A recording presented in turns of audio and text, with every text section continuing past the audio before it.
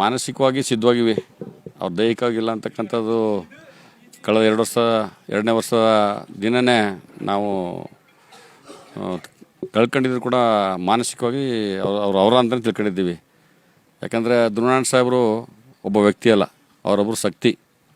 ಅವ್ರ ಹೆಸರೇ ಒಂದು ಶಕ್ತಿ, ಅವ್ರ ಹೆಸರೇ ಒಂದು ಧ್ರುವತಾರೆ. ನಕ್ಷತ್ರ ಏನು ಹೊಳಿತಾ ಇದೋ ಸ್ವಲ್ಪ ಮೋಡ ಬಂದಾಗ ಮರೆಯಾಗ್ಬೋದು, ಆದಮೇಲೆ ಬೆಳಕು ಬಂದೇ ಬರ್ತದೆ ನಕ್ಷತ್ರದ್ದು. ಹಾಗಾಗಿ ಧ್ರುವನಾರಾಯಣ ಸಾಹೇಬರು ನಿರಂತರವಾಗಿ ಹರಿತಕ್ಕಂಥ ನೀರು, ಶುದ್ಧವಾದ ನೀರು.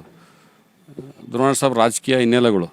ನಾವು ಕೂಡ ಅವ್ರ ಜೊತೆ ಕಳೆದ 20 ವರ್ಷದಿಂದ ಕೂಡ ಜೊತೆಯಲ್ಲಿ ಭಾರಿ ಒಂದು ಮನೆಯ ಒಂದು ಕುಟುಂಬಸ್ಥರಾಗಿ ನಾವು ಕೆಲಸ ಮಾಡೋದು ರಾಜಕಾರಣವಾಗಿ.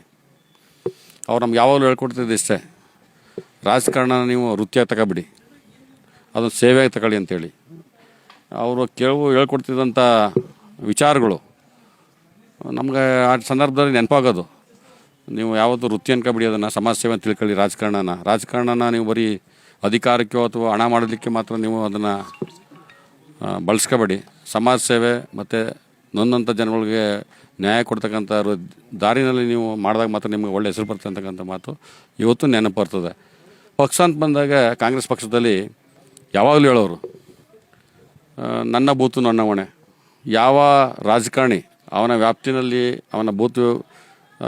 ವ್ಯಾಪ್ತಿನಲ್ಲಿ ಶಕ್ತಿಯುತವಾಗಿ ಪಕ್ಷಕ್ಕೆ ಓಟ್ನ ಹಾಕ್ತಾನೋ ಅವನ ನಿಜವಾದ ರಾಜಕಾರಣಿ, ಪಕ್ಷದ ವ್ಯಕ್ತಿ ಅಂತಕ್ಕಂಥ ಮಾತನ್ನ ಹೇಳ್ತಿದ್ರು. ಇವತ್ತು ನಾವು ಅವ್ರು ಕೊಟ್ಟಂಥ ಹಲವಾರು ಯೋಜನೆಗಳು, ಅದರಲ್ಲೂ ಕೂಡ ಸಂಸದರಾಗಿ 10 ವರ್ಷ ಕೆಲಸ ಮಾಡುವಾಗ ಹೆಗ್ಗಡದೇವನ ಕೋಟೆಗೆ ನೀಡಿದಂಥ ಕೊಡುಗೆ ಇದೆಯಲ್ಲ, ಅವರು ಈ ಭೂಮಿ ಸೂರ್ಯಚಂದ್ರ ಇರೋರು ಕೂಡ ಶಾಶ್ವತವಾಗಿರ್ತಾರೆ. ಕಾರಣ ಏನಂದರೆ ಕೇಂದ್ರ ಶಿಕ್ಷಣ ಇಲಾಖೆಯ ಕೇಂದ್ರ ವಿದ್ಯಾಲಯಗಳು ಇವತ್ತು ಆದರ್ಶ ಶಾಲೆ, ಕಿತ್ತೂರು ರಾಣಿ ಚೆನ್ನಮ್ಮ, ಏಕಲವ್ಯ, ಅಂಬೇಡ್ಕರ್ ವಸತಿ ಶಾಲೆ ಇವೆಲ್ಲ ಧ್ರುವನಾರಾಯಣ ಸಾಹೇಬ್ರ ಕನಸಿನ ಕೂಸು.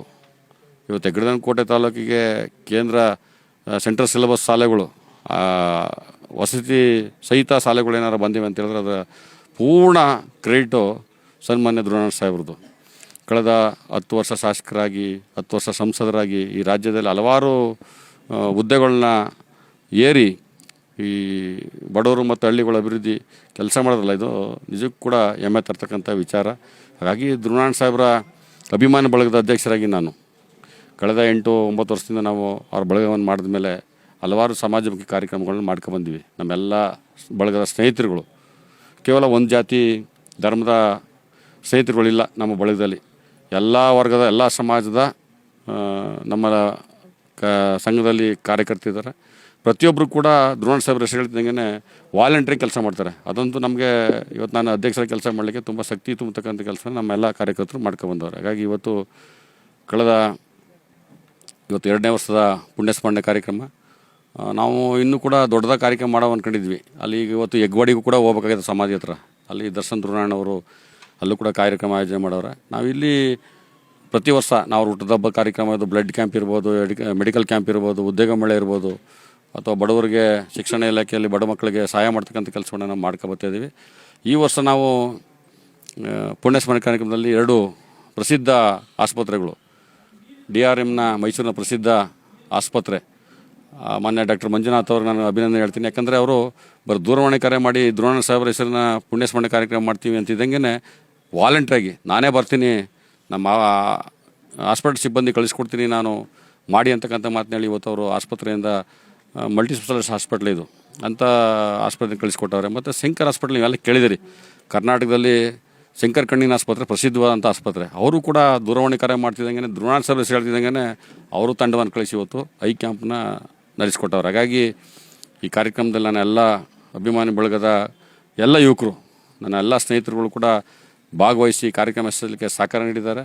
ಹಾಗಾಗಿ ನನ್ನ ಮಾಧ್ಯಮದ ಮಿತ್ರರು, ಸೋಷಿಯಲ್ ಮೀಡಿಯಾದವರು ನೀವೆಲ್ಲ ಬಂದು ನಮ್ಮ ಈ ಕಾರ್ಯಕ್ರಮ ಯಶಸ್ಸಲಿಕ್ಕೆ ಸಹಕಾರ ಕೊಟ್ಟಿದ್ದೀರಾ. ನಿಮ್ಮೆಲ್ಲರೂ ಕೂಡ ಧ್ರುವನಾರಾಯಣ ಸಾಹೇಬ್ರ ಅಭಿಮಾನಿ ಬಳಗದ ವತಿಯಿಂದ ನಾವು ಧನ್ಯವಾದ ಹೇಳೋದಕ್ಕೆ ಇಷ್ಟಪಡ್ತೀನಿ ಸರ್. ಇವಾಗ ಸಾಕಷ್ಟು ಹಣವನ್ನು ಸದ್ಯದಲ್ಲಿ ಆಗುತ್ತೆ ಪ್ಲಾನ್ ಮಾಡ್ಕೊತಿದ್ರೆ ಹೇಗೆ? ಸೊ ಅದನ್ನೇ ನಾವು ಬಳಗದ ಸಭೆಯಲ್ಲಿ ಚರ್ಚೆ ಮಾಡ್ತಾಯಿದ್ವಿ. ಅತಿ ಶೀಘ್ರದಲ್ಲಿ ಅಭಿಮಾನಿ ಬಳಗದ ಹೊಸ ಪದಾಧಿಕಾರಿಗಳು ಆಯ್ಕೆ ಇದೆ. ಈಗ ಅದು ಆದಮೇಲೆ ಶಾಸಕರ ಜೊತೆ ಕೂತ್ಕೊಂಡು ನಮ್ಮ ಪುರಸಭಾ ಸದಸ್ಯರು ನಾನು ಇದ್ದೀನಿ, ನಮ್ಮ ಪ್ರೇಮ್ ಸಾಗರ್ ಇದ್ದಾರೆ, ನಮ್ಮೆಲ್ಲ ಗೌರವಾನ್ವಿತ ಪುರಸಭಾ ಸದಸ್ಯರುಗಳಿದ್ದಾರೆ. ಶಾಸಕರ ಗಮನ ತಂದು ಯಾವ್ದಾರು ಒಂದು ಸರ್ಕಲಲ್ಲಿ ಯಾಕಂದರೆ ರಕ್ಷಣೆ ಇರಬೇಕು. ಬರೀ ಸ್ಟ್ಯಾಚು ಮಾಡಿ ಎಲ್ಲ ಬೀದಿ ನಿಲ್ಲಿಸೋಕ್ಕಿಂತ ಹೆಚ್ಚಿಗೆ ಅದು ರಕ್ಷಣೆ ಇರಬೇಕು. ಯಾಕಂದರೆ ಅವ್ರ ಕೊಡುಗೆ ಅಪಾರ ಇದೆ. ಹೆಗ್ಗಡದನಕೋಟೆ ತಾಲೂಕಿಗೆ ತುಂಬ ಅಪಾರ ಸೇವೆ ಇದೆ. ಹಾಗಾಗಿ ಅವ್ರು ಸ್ಟ್ಯಾಚು ಮಾಡೋದ್ರಲ್ಲಿ ಯಾವುದೂ ಅಭ್ಯಂತರ ಇಲ್ಲ. ಸರ್ಕಾರ ಇದೆ, ಬನ್ನಿ ಸರ್, ಅಭ್ಯಂತರ ಏನಿಲ್ಲ. ಅದನ್ನ ನಾವು ಪುರಸಭೆಗೆ ಪತ್ರ ಕೊಟ್ಟು ಪುರಸಭೆಯಲ್ಲಿ ಅನುಮೋದನೆ ಆಗಲೇಬೇಕಾಗಿದೆ. ಅದು ಒಂದು ಜಾಗವನ್ನು ಗುರುತಿಸಿ ಸ್ಟ್ಯಾಚ್ಯೂನು ಕೂಡ ಮಾಡ್ತೀವಿ. ಸನ್ಮಾನ್ಯ ದಿವಂಗತ ಚಿಕ್ಕಮಾದವರು ಮತ್ತು ದುರ್ನಾಳ್ ಸಾಹೇಬರು ಇಬ್ಬರ ಹೆಸರಿನಲ್ಲಿ ಆದಷ್ಟು ಬೇಗ ಒಂದು 100 ಕಂಪ್ನಿಯನ್ನು ಕರೆಸಿ ಉದ್ಯೋಗ ಮೇಳ ಮಾಡ್ಬೇಕಂತಕ್ಕಂಥ ಭಾರಿ ಆಲೋಚನೆಯನ್ನು ನಾವು, ನಮ್ಮ ದರ್ಶನ್ ದುರ್ನಾಳ್ ಅನಿಲ್ ಚಿಕ್ಕಮಾರ್ ಸಾಹೇಬರು ನಾವೆಲ್ಲ ಬೆಳೆದವ್ರು ಕೂತಿ ಬೃಹತ್ ಉದ್ಯೋಗ ಮೇಳ ಮಾಡ್ಬೇಕಂತೇಳಿ ನಾವು ತೀರ್ಮಾನ ತಗೊಂಡಿದ್ದೀವಿ. ಇದಕ್ಕೆ ನಾವು ಪ್ರಿಯಾಂಕ್ ಖರ್ಗೆ ಸಾಹೇಬರು ಅವ್ರು, ಯಾಕಂದರೆ IT-BT ಮಂತ್ರಿ ಇರೋದ್ರಿಂದ ಅವರು, ನಮ್ಮ ಉಸ್ತುವಾರಿ ಸಚಿವರು H.C. ಮಾದೇವಪ್ಪ ಅವರು, ನಮ್ಮ ಲೋಕಸಭಾ ಸದಸ್ಯರಂತ ಸುನಿಲ್ ಬೋಸ್ ಅವರು ಎಲ್ಲರನ್ನ ಸಂಪರ್ಕಿಸಿ ನಾವು ದೊಡ್ಡ ಉದ್ಯೋಗ ಮೇಳ ಮಾಡಿ ಕನಿಷ್ಠ 2,000 ರಿಂದ 3,000 ಈ ತಾಲೂಕಿನ ಯುವಕರಿಗೆ ಉದ್ಯೋಗ ಕೊಡ್ತಕ್ಕಂಥ ಕೆಲಸವನ್ನು ನಮ್ಮ ಬಳಗ ಜವಾಬ್ದಾರಿನಲ್ಲಿ ಮಾಡ್ಬೇಕಂತ ತೀರ್ಮಾನ ತಗೊಂಡಿವಿ ಸರ್. ಅವರು ನಡ್ಕೊಂಡಿರೋ ರೀತಿ, ಅವರ ಮೇಲೆ ಪ್ರೀತಿ ಅನ್ನೋಕ್ಕಿಂತ ಹೆಚ್ಚಾಗಿ ಅವರು ಸಂಸದರಾಗಿ ನೀವೆಲ್ಲ ನೋಡಿದ್ದೀರ.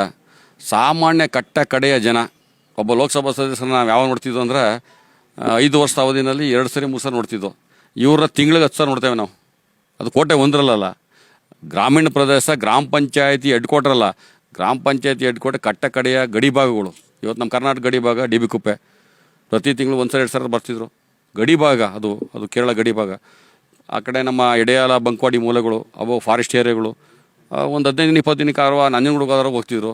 ಈ ಕಡೆ ಭೀಮನಹಳ್ಳಿ, ಈ ಕಡೆ ಎಲ್ಲ ಈ ಥರ ಅವ್ರ ಜನಮನ್ನಣೆ ಕಡಲಿಕ್ಕೆ ಅವ್ರು ಇಟ್ಕೊಂಡಿರ್ತಕ್ಕಂಥ ಸಾಮಾನ್ಯ ಕಟ್ಟ ಕಡೆ ಜನ ಪ್ರೀತಿ ತೋರಿಸ್ತಿರಲ್ಲ, ಅದೇ ಅವ್ರ ಹೆಸರು ಉಳ್ಕೊಂಡಿರ್ತಕ್ಕಂಥದ್ದು. ಆಮೇಲೆ ಅವರು ಸರಳ ಸಜ್ಜನಿಕೆ ವ್ಯಕ್ತಿ. ನಾನು ಲೋಕಸಭಾ ಸದಸ್ಯ, ನಾನು ಲೀಡ್ರು, ಆ ಭಾವನೆಯೇ ಇಲ್ಲ. ಸಾಮಾನ್ಯರಾಗಿ ಒತ್ತಿಸ್ತಿದ್ರು. ಹಾಗಾಗಿ ಅವ್ರ ಕಂಡ್ರೆ ಇಡೀ ತಾಲೂಕಿನ ರಾಜ್ಯದ ಜನಕ್ಕೆ ಪ್ರೀತಿ. ಧನ್ಯವಾದಗಳು ಸರ್. Thank you.